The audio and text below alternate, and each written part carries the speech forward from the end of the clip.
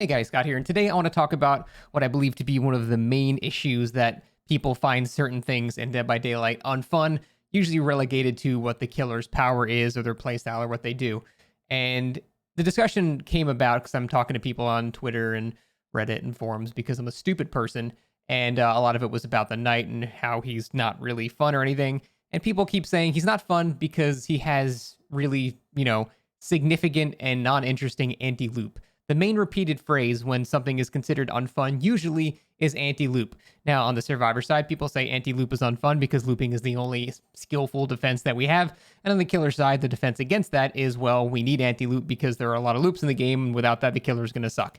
And they're both valid points, and I completely understand that. The thing is, though, the more I read these discussions, the more I realize that people are actually focusing on the wrong aspect. I saw one discussion where people were talking about Wesker and how Wesker, for the most part, is much more well received than the Knight, for example. And despite that, he does have anti-loop. And someone said, well, Wesker has anti-loop. Why don't we dislike him? And then the guy responded, he's like, well, Wesker doesn't have anti-loop. He just, he has to use his power, but survivors can dodge and stuff like that. But he still has the potential to counter loops. Like, Wesker makes Shaq useless. Wesker completely destroys Shaq. So he does have anti-loop. But the more and more I read these conversations, the more I finally figured out that it's not that anti-loop is an issue. It's actually players don't have a problem with anti-loop at all, really. What players have a problem with is anti-choice or anti-options. If there are no options to take, or there's only one option, then it's problematic. For example, let's look at another killer like Huntress. Huntress has anti-loop. She can throw at a pallet if you drop it. She can throw at a window if you vault it. She can go around corners of Shaq and they get you before you can get her on the side. So she has a lot of anti-loop. She could even throw over some loops if it's low enough. Huntress fits the criteria for having anti-loop, and yet no one really refers to her in that negative way of having an anti-loop ability. They do refer to her in a negative way because the hitbox of her hatchets is a little silly, but that's not really the issue. It's people think that despite the fact that she has very strong anti-loop, she's not one of those problematic killers. And the reason is because you have options when you go against the Huntress. Even if it's something as basic as a 50-50 at a pallet, it's still something. There's still some input on both sides. And I think that's the core thing that separates what can be fun versus what can be not fun in the game. For example, the Knight. There is one option for both sides. The Knight walks up to a pallet. He gets the survivor in range of the loop, so the survivor can't leave the loop anymore. The Knight drops his power immediately, and then the survivor has to leave immediately. That's it. That's the only options that both players have. If they're in a corner of the map, the Knight gets a hit, or Knight gets a hit. If they're not in a corner of the map, the survivor will probably chain to another tile. And that's it. And it's not about his anti-loop being strong, weak, or existing to begin with. It's the fact that both sides have a predetermined outcome when they get to each tile. Another very hated killer is Hag. If a Hag is chasing somebody in an area that does not have any traps, the correct play when you finally get in range so they can't go anywhere else is drop a trap in the loop and the survivor has to leave. It's the same exact scenario where there's no options anymore. There's a single correct choice for the Hag and a single correct choice for the survivor.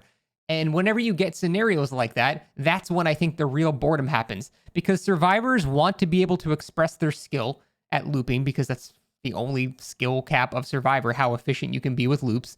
And killers want to be able to kill you. And they want to be able to counter the loops that you're doing. But both sides want to be able to express skill at the same time. It's not enough to just be handed a free hit at a pallet or a tile or, be able to freely get away. There needs to be some inherent struggle or some inherent decision making based on the skill that you've accrued over the game for it to feel like a worthwhile endeavor to actually play and have fun. If there's none of that option or there's none of that choice, then you're just playing a predetermined thing. You're just bored because you're playing a single player game with one path. And that, I think, is the main problem. So I think people need to stop focusing on the anti-loop potential of killers because, frankly, half the killers in the game now have pretty significant, in some way, anti-loop.